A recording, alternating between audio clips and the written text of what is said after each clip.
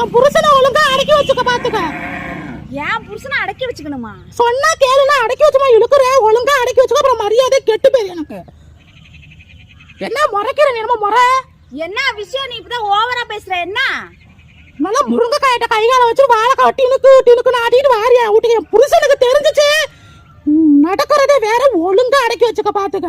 வரட்டு அந்த கட்டியத்து நீ வரட்ட.